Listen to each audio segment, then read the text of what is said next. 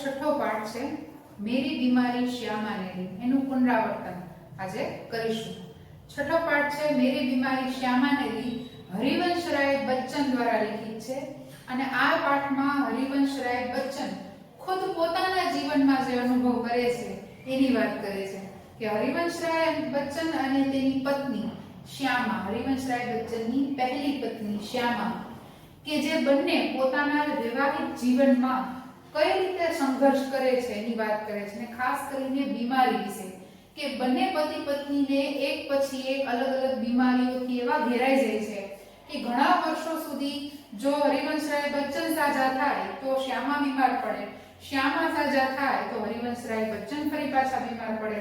તો આમાં કઈ રીતે બંને એકબીજાની બીમારીઓમાં એકબીજાનો સહારો બને છે, સાથ આપે છે, તો એની દુઃખદ વાત આપણને આ પાઠમાં કરેલી છે। અને અંતે બીમારી સામે શ્યામા, એની પત્ની છે હરિવંશરાય બચ્ચનની, એ પોતાની બીમારી સામે લડી નથી શકતા તો એની વાત કરી છે। અને જ્યારે હરિવંશરાય બચ્ચન છે એ શ્યામાની ખૂબ જ સેવાને કારણે એ પોતાની બીમારી સામે લડી શકે છે અને બીમારીમાંથી બહાર આવી શકે છે એની વાત આપણને આ પાઠમાં કરેલી છે। ચલો ફરી પાછું ટૂંકમાં આપણે એનું એક પુનરાવર્તન જોઈએ। छठो पाठ છે मेरी बीमारी श्यामा ने ली। हरिवंशराय बच्चन खुद कहे छे, मैं अपनी बीमारी को दुलराने वालों में न था, सच कहूं तो मैं अपनी बीमारियों के प्रति प्रायः निर्भय था।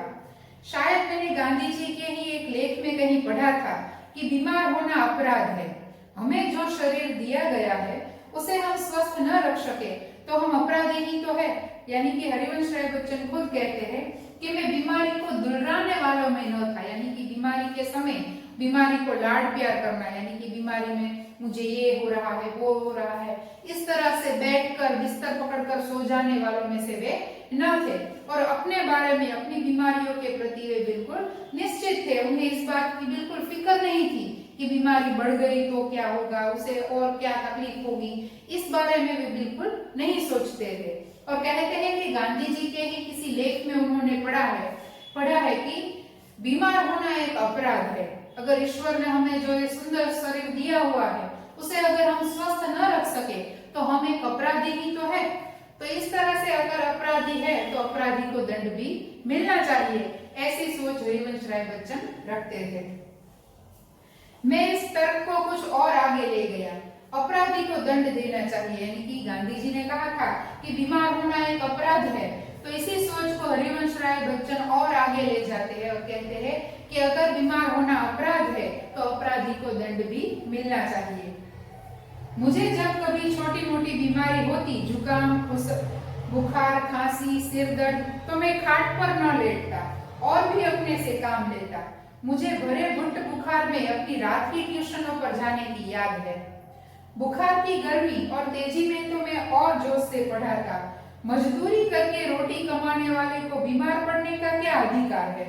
बीमारी अमीरों के चोंचले है, गरीबों को उसे अपने पीछे नहीं लगाना चाहिए। यानी कि वो कहते थे कि जो लोग मजदूरी करके रोज का खाने की व्यवस्था रोज करने वाले जो लोग हैं, ऐसे लोगों को बीमार करने का अधिकार भी नहीं है। और लेखक खुद कहते हैं कि छोटी मोटी बीमारियां या फिर जुकाम, खांसी, सिर दर्द, तो ऐसी बीमारियों में वे खाट पर न लेटते, यानी कि वे आराम से बैठ नहीं जाते, वे अपने शरीर से और अधिक काम लेते, अधिक काम करवाते अपने ही शरीर से। गरीबों को उसे अपने पीछे न लगाना चाहिए, यानी कि अमीरों के चोचले होते हैं कि थोड़ी सी बीमारी में भी मुझे ये हो रहा है वो हो रहा है ऐसे करके बैठ जाते, लेकिन कहते हैं कि गरीबों को उसे अपने पीछे नहीं लगाना चाहिए, यानी कि गरीब लोग जो रोज कमाकर रोज खाते हैं तो ऐसे लोगों को ऐसे चोचले करने नहीं चाहिए। बीमारी अमीरों के चोचले है, गरीबों को उसे अपने पीछे नहीं लगाना चाहिए। लिखने में तो ऊंचा बुखार मुझे सब तरह से सहायक, प्रेरक और प्रोत्साहक लगता। एक तरह की आग जिससे मेरी अनुभूतियों में ताप आता, जिसमें गल पिघल कर मेरा हृदय ढलता। एक तरह की भट्टी जो मेरे विचार, भाव और कल्पनाओं को उबाल देकर उच्छालित करती। यह तो मैं नहीं कहूंगा कि बुखार में मैं अदबदा कर लिखता, पर अगर मैं लिखना चाहता तो बुखार मेरे लिए कोई बाधा नहीं बन सकता था। यानी कहते हैं कि बुखार में तो मुझे ज्यादा प्रोत्साहन मिलता था लिखने के लिए। लिखने के लिए जो बुखार की जो गर्मी थी, बुखार के वजह से जो उन्हें ताप लग रहा था, वो तो एक अग्नि की ताप की तरह उन्हें लगता था और लिखने में उसे ज्यादा प्रोत्साहक और सहायक लगता था, जिस वजह से वे अपने लिखने का कार्य छोड़ते ही नहीं थे। और कहते हैं कि ये नहीं कहूंगा कि मैं बुखार के समय अदबदा कर यानी कि जबरदस्ती लिखता हूँ, ऐसा भी नहीं था। बुखार के समय मुझे इतनी कोई कमजोरी नहीं होती थी, मुझे ज्यादा प्रोत्साहन मिलने की वजह से मैं लिख सकता था। हल्के बुखार में तो मेरे सब काम हस्ब मामूल होते रहते। हस्ब मामूल यानी कि नित्य नियम के अनुसार। कोई मेरा बदन छूकर कभी कहता कि तुम्हें तो बुखार है, तो मैं फट से जवाब दे देता कि हाँ बुखार है और मैं भी हूँ। यानी कि अगर कोई उन्हें छूकर कहता कि अरे भाई तुम्हें तो बुखार है, तो मैं फट से उन्हें जवाब दे देता। यानी कि बुखार होना वो कोई बड़ी बीमारी नहीं मानते थे, इसलिए वे फट से सामने जवाब दे देते थे कि हाँ भाई बुखार है और मैं भी अभी हूँ, यानी कि मैं मरा नहीं हूँ। शायद किपलिंग ने अपनी आत्मकथा में लिखा है कि कभी कभी उसे बुखार में भी काम करना पड़ता, तो वे जब वह बुखार में होता था तो और अच्छी कहानियां लिखता था। यानी कि एक अंग्रेजी साहित्यकार है किपलिंग, जो उसने भी अपनी आत्मकथा में लिखा था कि जब भी वे बीमार पड़ता तो वे ज्यादा अच्छी कहानियां लिखता, ज्यादा अच्छे लेख लिख सकता। बुखार में कम लिखने की मुझे याद नहीं, वह कैसे बन पड़ा इसका निर्णय मैं न देना चाहूंगा। प्रसंगवश मुझे याद आ गया है कि अपनी 2 चट्टानों की सबसे बड़ी कविता है साक्रम के नोबेल पुरस्कार ठुकरा देने पर और 2 चट्टान अथवा सिसिफल वृक्ष हनुमान मैंने प्लूरिसी में पढ़े पढ़े लिखी थी। यानी कहते हैं कि जिस तरह वे अंग्रेजी साहित्यकार कह रहा था कि बीमारी में भी वह ज्यादा अच्छी तरह से लिख सकता था, तो उसी तरह लेखक भी कहते हैं कि मुझे भी ये याद है कि 2 चट्टानें जो उनकी रचना थी वे उन्होंने प्लूरिसी में पढ़े पढ़े लिखी थी। प्लूरिसी यानी कि फेफड़ों में पानी भर जाना। तो ऐसी बीमारी में पड़े पड़े उन्होंने अपनी 2 चट्टानें, जिसे नोबेल पुरस्कार से सम्मानित किया गया था, वे रचना उन्हें प्लूरिसी नाम की बीमारी में पड़े पड़े ही लिखी थी। बहरहाल यानी कि हर हालत में जब मैं अपनी जवानी पर था, बीमारी मुझे पराजित नहीं करती थी, मैं ही अपनी जिद से बीमारी को पराजित कर देता था। बुखार शुखार आखिर कितने दिन चलता? विश्राम तिवारी कहा करते थे, मार के पीछे भूत भागे। मैंने अपने प्रयोग से सिद्ध किया था, काम के पीछे बुखार भागे। यानी कहते हैं लेखक कि जब वे युवान थे तो उस समय कोई भी बीमारी उन्हें पराजित नहीं कर सकती थी, खुद ही अपनी जिद से बीमारी को पराजित कर देते थे। और विश्राम तिवारी नाम के किसी साहित्यकार ने कहा था कि मार के पीछे भूत भागे, लेकिन लेखक ने अपने अनुभवों से ये सिद्ध किया था कि काम के पीछे बुखार भागे। यानी कि जो बीमारी में भी अधिक से अधिक काम किए जाता है तो बीमारी भी उनके काम से थक हार कर उनसे दूर चली जाती है। यह बुखार मामूली न था, इसका संबंध उस तूफान से था जो पिछले 9 महीनों से मुझे झकझोर रहा था और जो शांत होने से पूर्व सबसे अधिक विध्वंसक यानी कि विनाशक झटका मुझको दे गया। स्कूल बंद था, ट्यूशनों पर जाना भी बंद था, उनकी आमदनी की मुझे जरूरत थी, किताबों की बिक्री अभी नियमित नहीं थी, कर्ज सिर पर चढ़े हुए थे, बुखार 10 दिन चला, 20 दिन चला, महीने भर चला, 2 महीने चला, जुलाई आ गई। यानी कि कहते हैं लेखक कि इस बार जो उन्हें बुखार हुआ था वे मामूली न था, सामान्य न था, लेकिन लेखक उसे गंभीरता से नहीं ले रहे थे, जिसकी वजह से ऐसी हालत हो जाती है कि अंत में तो स्कूल में जाना भी बंद हो जाता है। ट्यूशन शुरू थे, लेकिन क्योंकि ट्यूशन की आमदनी की उन्हें जरूरत थी और जो वे किताबें लिखा करते थे उसकी बिक्री अभी नियमित नहीं थी, यानी कि निश्चित रूप से पुस्तकों की बिक्री नहीं होती थी, जिस वजह से उन्हें बीमार होने की बावजूद भी ट्यूशन करनी पड़ती थी।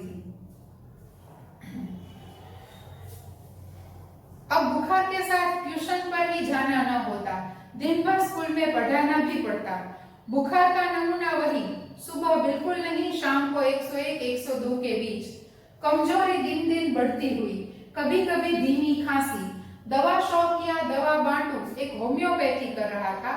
कभी कभी सोचता क्या मुझे तपेदिक हो गया है, हो गया हो तो एलोपैथी का इलाज तो अपने बूते के बाहर है। यानी कि बीमारी इतनी बढ़ती जा रही थी, बुखार इतना बढ़ता जा रहा था कि अब फिर से स्कूल शुरू की थी, लेकिन वे स्कूल भी नहीं जा पा रहे थे। जो ट्यूशन चला रहे थे ट्यूशन पे भी नहीं जा रहे थे, क्योंकि बुखार एक ही तरह का, दिन में कुछ भी नहीं, और जैसे ही शाम होती है कि 101 102 के बीच बुखार उन्हें आ जाता था, जिनकी वजह से वे ज्यादा कमजोरी महसूस कर रहे थे। और कहते थे एक दवा सौंप किया, उनका कोई मित्र या कोई सलाहकार होगा जो ये सोचता था कि शायद लेखक को तपेदिक, यानी कि जो हम टीबी कहते हैं, वे रोग, क्षय की बीमारी उन्हें हो गई है। और कहता है कि अगर हो भी गई हो तो एलोपैथी का इलाज तो अपने बूते के बाहर है। यानी कि एलोपैथी की जो महंगी दवाइयां है वे खरीद नहीं सकते थे, क्योंकि उनकी परिस्थिति इतनी अच्छी नहीं थी। कहते हैं कि अगर तपेदिक हो भी गया हो तो हम कुछ कर नहीं सकते। क्या उस समय मेरी जीवा पर सरस्वती बैठी थी जब मैंने कहा था कि श्यामा का बुखार मैं लेने जा रहा हूँ? बैठी हो तो कितना अच्छा। क्या मैं बीमार हूँ इसलिए श्यामा स्वस्थ है, जिसने पिछले 6 वर्षों से इस महीनों में ज्वर मुक्ति नहीं जानी? पर श्यामा को मेरी बीमारी भीतर ही भीतर खाए जा रही थी। उसने अपने इच्छा बल से जैसे अपने को स्वस्थ कर लिया था कि वह भी कहीं मेरी चिंता न बन जाए।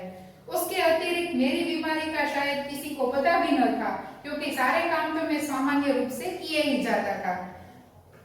गर्मी में तो सभी थोड़े बहुत दुबले हो जाते हैं।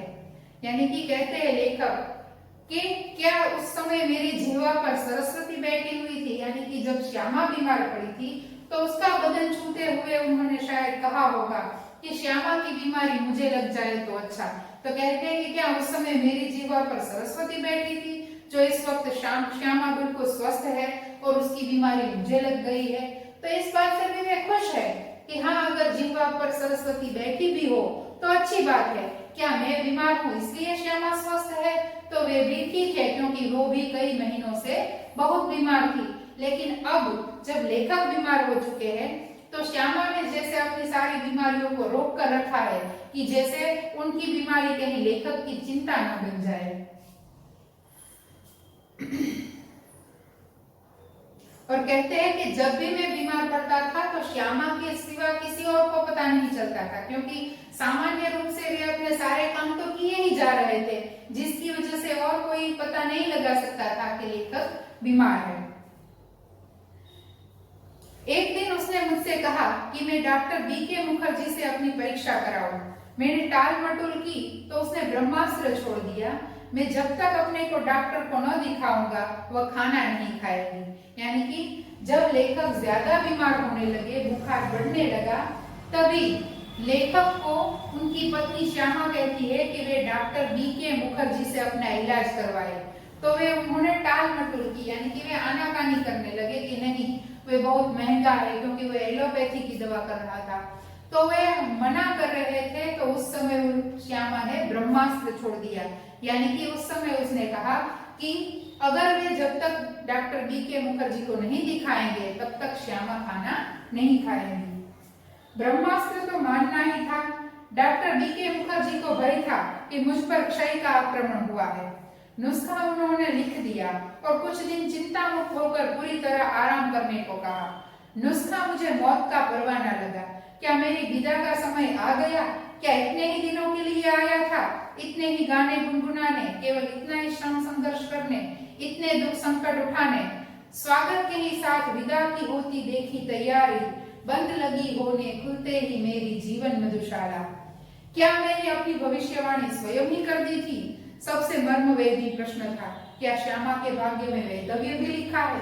यानी कि ऐसे समय पर जब वे डॉक्टर बीके मुखर्जी से अपना इलाज करवाने के लिए जाते हैं तो डॉक्टर बीके मुखर्जी ने नुस्खा ऐसा लिख दिया था कि जिसमें पूरी तरह आराम करना है, चिंता मुक्त होकर रहना है और बड़ी महंगी महंगी दवाइयां लेनी है।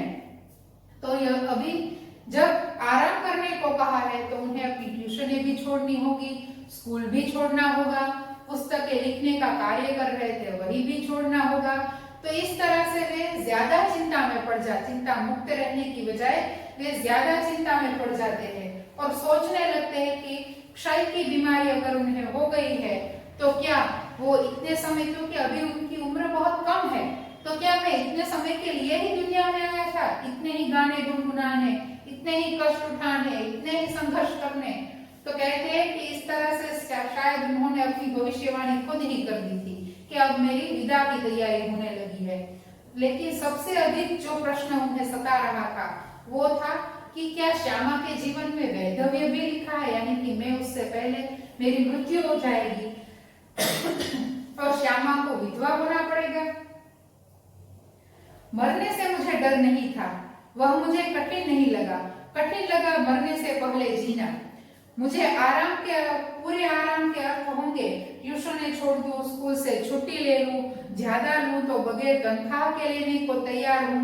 फिर घर का खर्च कैसे चलेगा? शालिग्राम केवल अपनी तनख्वाह के बल पर घर नहीं चला सकते, कल उनकी बदली हो सकती है, तब वे एक पैसा भी घर भेजने की स्थिति में न होंगे। महंगी महंगी दवाएं कहाँ से आएंगी? किताबों की आमदनी अनियमित और अनिश्चित है, कर्ज भी अदा करने को कम नहीं है।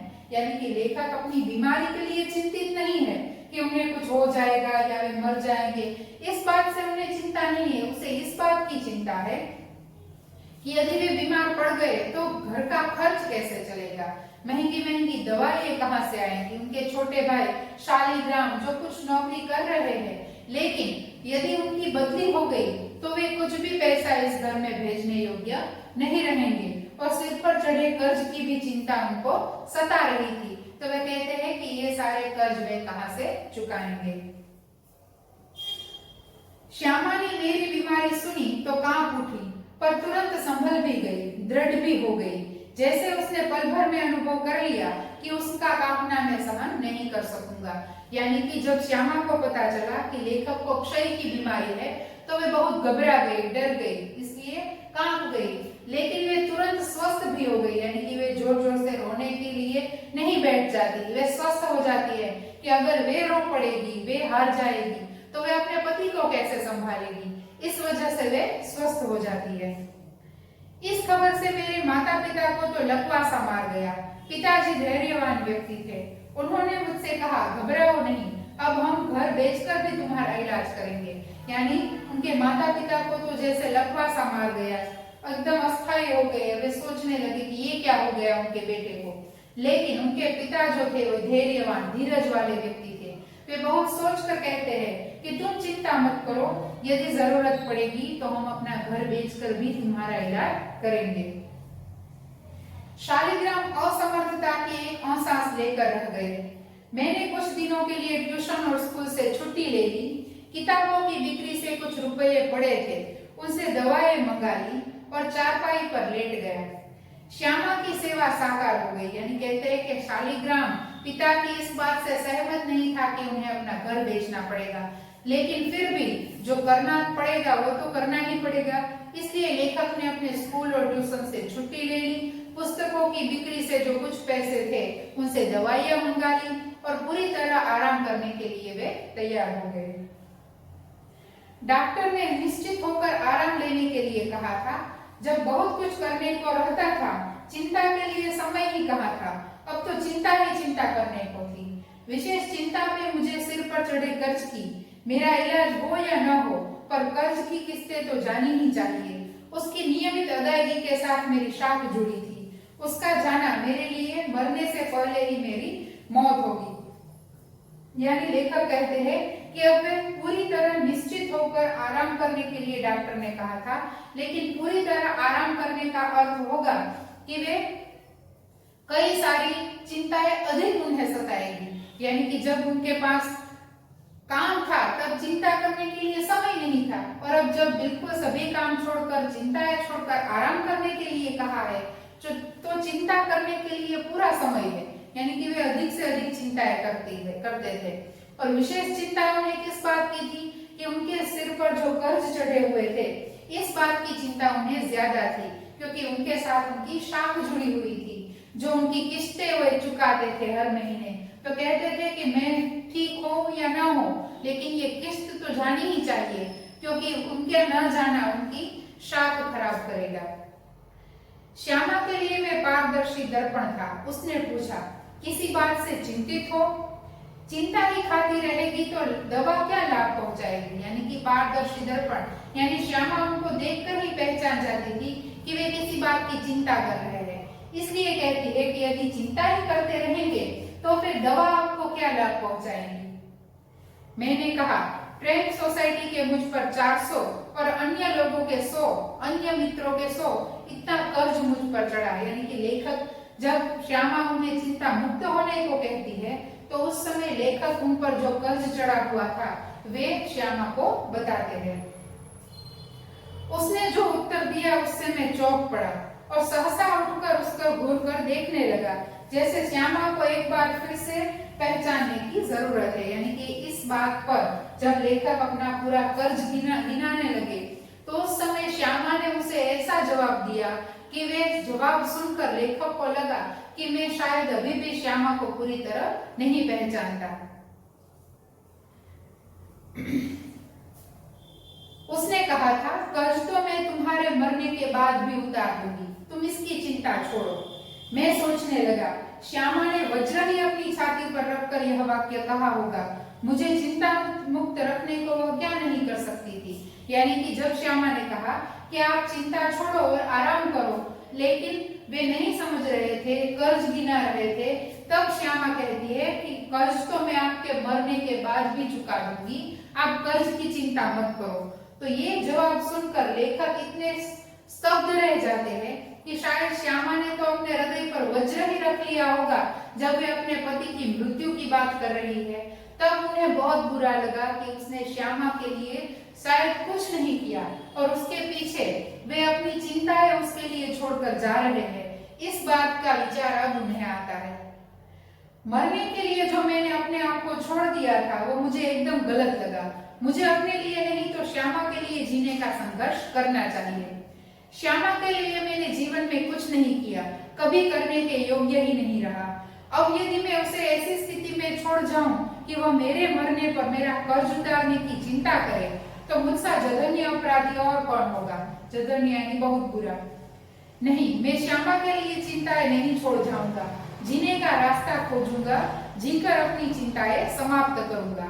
एक रात जैसे मेरे कानों में किसी ने कहा, एक रास्ता अब भी है। यानी कि लेखक को श्यामा का जवाब सुनकर इस बात का अनुभव होता है कि इस तरह से अपने आप को मरने के लिए छोड़ देना बहुत बुरा है। उसने आज तक श्यामा के लिए जीवन में कुछ नहीं किया और अगर अब उनकी मृत्यु के बाद वे श्यामा के लिए अपना कर्ज चुकाने की चिंता छोड़ जाए तो उनके जितना बुरा इंसान और कोई नहीं होगा। इसलिए वे अब जीने का संघर्ष करते हैं, उन्हें जीने की चाह होती है, इसलिए वे सोचते हैं कि अभी भी एक रास्ता बाकी है। 15 दिन के ही इलाज में अपना बटुआ खाली हो गया था। मैं कदापि नहीं चाहता था कि पिताजी को अपने घर को हाथ लगाना पड़े। अपनी वृद्धावस्था में शांति से बैठने को, चाहे उनको भूखे नंगे ही बैठना पड़े, उन्होंने एक सरल स्थल बनाया था। मैं उससे उन्हें वंचित करने का कारण नहीं बनना चाहता, पर यह भी नियति का एक व्यंग्य है कि मेरे माता पिता दोनों में से किसी की भी मृत्यु अपनी छत के नीचे नहीं होती।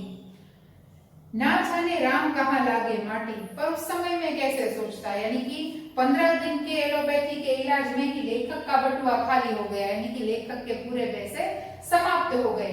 तो जो पिताजी ने कहा था कि वे उनका घर बेचकर भी उनका इलाज कराएंगे, लेकिन लेखक नहीं चाहते थे कि उनके पिताजी अपना घर बेचे, क्योंकि वृद्धावस्था में शांति से रहने के लिए सभी लोग अपना घर बनाते हैं।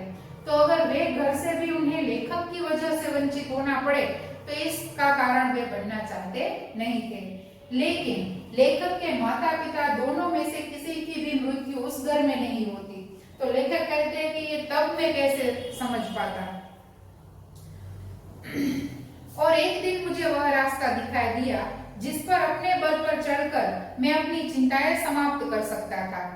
किसी के लिए, विशेषकर श्यामा के लिए, मैं कोई चिंताएं नहीं छोड़ूंगा। इस संकल्प ने मुझे दृष्टि भी दी और बल भी दिया। यानी कि अंत में उन्हें एक रास्ता ऐसा दिखाई भी देता है जिस पर चलकर वे अपनी सारी चिंताएं समाप्त कर सकते थे। मैंने डॉक्टर बीके मुखर्जी के पास जाकर कहा, डॉक्टर साहब, आपका इलाज बहुत महंगा है, मेरे पास आपके इलाज के लिए पैसे नहीं है। इसके पूर्व कि मैं कुछ और कहूं या पूछूं, उन्होंने अपने बदनाम मुंहफट स्वभाव से कहा, पैसे नहीं है तो जाओ मरो। यानी कि लेखक कहते हैं कि मैं खुद डॉक्टर बी.के. मुखर्जी के पास ये पूछने के लिए वे गए थे कि आपका इलाज बहुत महंगा है और मेरे पास इतने पैसे नहीं है, तो उन्हें आगे पूछना चाहते थे कि आप कोई और इलाज मुझे बताए कि जिससे कम खर्च में मेरा इलाज हो सके। लेकिन वो और कुछ पूछे उससे पहले ही अपने बदनाम स्वभाव के अनुसार डॉक्टर मुखर्जी खुद बोल उठे कि पैसे नहीं है तो जाओ मरो। यानी कि एक डॉक्टर के मुख से ऐसी बातें सुनकर लेखक को बहुत बुरा लगता है। मुझे जीवन में चुनौतियों से बल मिलता है। वे यदि मुझे 100 बरस जीने का आशीर्वाद भी देते तो शायद जीने के लिए संघर्ष करने का मुझ में इतना बल न आता जितना मैंने उनके जाओ मरो शब्द से संचय किया। यानी कि लेखक कहते हैं कि उन्हें चुनौतियों से, फटकार जिसे कहते हैं, उनसे उसे बल मिलता है। यानी कि डॉक्टर मुखर्जी अगर उन्हें 100 बरस जीने का आशीर्वाद भी देते तो इससे उन्हें इतनी हिम्मत नहीं आती जितनी हिम्मत उन्हें किस बात से आई, डॉक्टर के जाओ मरो शब्द से उन्हें जो हिम्मत इकट्ठी की है उस वजह से अब तो जीना ही है या फिर जी कर ही दिखाना है, ऐसी हिम्मत उन्होंने संग्रह की। लड़कपन में मेरे पड़ोसी बाबू मुक्ता प्रसाद ने लुई पुणे के पानी के इलाज से मुझे परिचित कराया था। मेरी ऐसी बीमारी के लिए ठंडे पानी के टब में बैठकर सिरजबाद लेने का विधान था। एलोपैथी में क्षय के रोगी को दूध, घी, मक्खन, अंडा अधिक से अधिक दिया जाता था। पुणे के इलाज में चिकना मना था। सिर्फ कच्ची सब्जियां, फल, भीगे चने, गेहूं आदि पर ही रहना था। न दवा पर कुछ खर्च, न खुराक पर कुछ खर्च। यही इलाज तो मेरी स्थिति के अनुकूल था और कामकाज भी साधारण किए जाना था। यानी कि अपने किसी पड़ोसी ने, मुक्ता प्रसाद ने उन्हें लुई पुणे के इलाज से परिचित करवाया जो कि उनकी परिस्थिति के बिल्कुल अनुकूल था। Doctor BK. मुखर्जी ने जो नुस्खा लिख दिया था उसमें बीमार को ज्यादा अधिक से अधिक महंगी चीजें ही खानी थी, आराम करना था, चिंताएं छोड़नी थी। लेकिन लुई पुणे के इलाज में ठंडे पानी के टब में बैठकर सिरजबाद यानी कि सूर्य प्रकाश में बैठकर ठंडे पानी के टब में बैठना था, इस तरह का इलाज था। और खाने में भी कच्ची सब्जियां, फ्रूट, ऐसी सब सारी चीजें खानी थी, जिस वजह से उन्हें पूरी तरह से अपने लिए उपयोगी ये पद्धति लगती है। ना ही उन्हें पूरी तरह आराम करने को कहा था, वे थोड़ा बहुत कामकाज भी कर रहे थे, तो यही इलाज तो उन्हें अपनी परिस्थिति के अनुकूल लगता है। Doctor BK. मुखर्जी का नुस्खा मैंने फाड़ डाला और पुणे के अनुसार सिरजबाद आरंभ किया। तद अनुसार खुराक आदि रखी। यानी कि बी.के. मुखर्जी का नुस्खा फाड़ देते हैं और पुणे के अनुसार अपना इलाज करने लगते हैं और उसी के अनुसार अपनी खुराक यानी कि खाने पीने का ध्यान भी वे रखते हैं। स्कूल भी जाने लगा, केवल रात वाली ट्यूशन छोड़ दी। उसका मुआवजा एक तरह से किताबों की बिक्री से मिल जाता था। श्यामा ने मेरा विरोध न किया। जीवन भर में जिस रास्ते पर भी चला उसने स्वस्ति पंथा कहा और मेरे पीछे चली। मेरी स्नान चिकित्सा के संबंध में भी वह प्रतिदिन अपनी सेवा सहयोग देती रही। सबसे अधिक अपने इच्छा बल से उसने मुझे अपने रास्ते पर न ठहरने दिया न पीछे हटने दिया। राह पकड़ तू एक चला चल पा जाएगा मधुशाला। यानी कि श्यामा ने भी लुई पुणे का जो उपचार पद्धति के अनुसार लेखक अपना इलाज कराने लगे तो श्यामा ने भी पूरी तरह से अपने तन मन से उसका साथ दिया, सहयोग दिया। और वे कहते हैं कि राह पकड़ तू एक चला चल पा जाएगा मधुशाला। यानी कि अपनी कविता द्वारा वे हमें कहना चाहते हैं कि जो भी हम पाना चाहे यदि पूरे मन से, पूरे दिल से अगर उसमें हम प्रयत्न करें तो वे हम सब कुछ पा सकते हैं। लेकिन अपने अडिग इच्छा बल से उसने जो सबसे बड़ा सहयोग दिया और जो सबसे बड़ा चमत्कार किया वह यह था कि जितने दिन मेरा इलाज चलता रहा उसने अपने सारे रोगों को जैसे कील दिया और कभी एक उंगली दुखने की भी शिकायत नहीं की। यानी कि श्यामा ने पूरी तरह से उनके इलाज में तो उनकी मदद की ही, लेकिन साथ में ये भी सहयोग दिया कि जब तक लेखक का इलाज चलता रहा अपनी एक उंगली तक दुखने की शिकायत लेखक को नहीं करती, जैसे उसने अपनी सारी बीमारियों को एकदम रोक के रखा हो। शायद उसके प्रति इस निश्चितता ने मुझे अपने रोग से लड़ने का जितना बल दिया उतना किसी चीज ने नहीं दिया। इस आत्मनियंत्रण, आत्मनिग्रह, इच्छा बल, हठ योग की समझ में नहीं आता कि मुझे उसे क्या नाम दूं। बड़ी महंगी कीमत उसे चुकानी पड़ी। अपने क्षय ज्वर से पूर्णतया मुक्त हो जिस दिन मैंने सामान्य भोजन किया 15 अप्रैल 1936 को, ठीक उसी दिन वह चारपाई पर गिरी और फिर कभी न उठी। यानी कहते हैं कि पूरी तरह से मुझे अपने आप को ठीक होने के लिए उसने सहयोग तो दिया, लेकिन इस सहयोग की अपेक्षा उसे बहुत बड़ी कीमत चुकानी पड़ी। यानी कि जैसे ही लेखक अपने क्षय की बीमारी से स्वस्थ होकर सामान्य भोजन करते हैं, उसी दिन श्यामा बिस्तर पकड़ती है। यानी कि जैसे उन्होंने अपनी बीमारी को रोक रखा था कि जैसे लेखक ठीक होते हैं उनकी बीमारी उन पर हावी हो जाती है।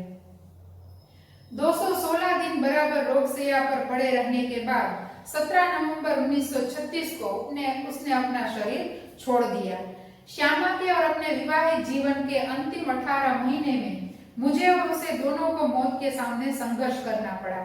मेरे संघर्ष में श्यामा ने अपनी इतनी आंतरिक मंगल कामना दी, इतना सहयोग दिया, इतनी अपनी सेवा दी, इतना अपने को दिया, इतना अपनी ओर से मुझे चिंता विमुक्त रखा कि मैं उस संघर्ष में विजयी हुआ। पर उसके संघर्ष में बहुत मैंने अपनी शुभकामनाएं दी, बहुत सहयोग दिया, बहुत सेवा दी, बहुत अपने को दिया, पर वह पराजित हो गई। संभवतः एक मोर्चे की कमजोरी से वह मेरे विषय में मृत्यु की अंतिम सांसों तक चिंता विमुक्त नहीं हो सकी।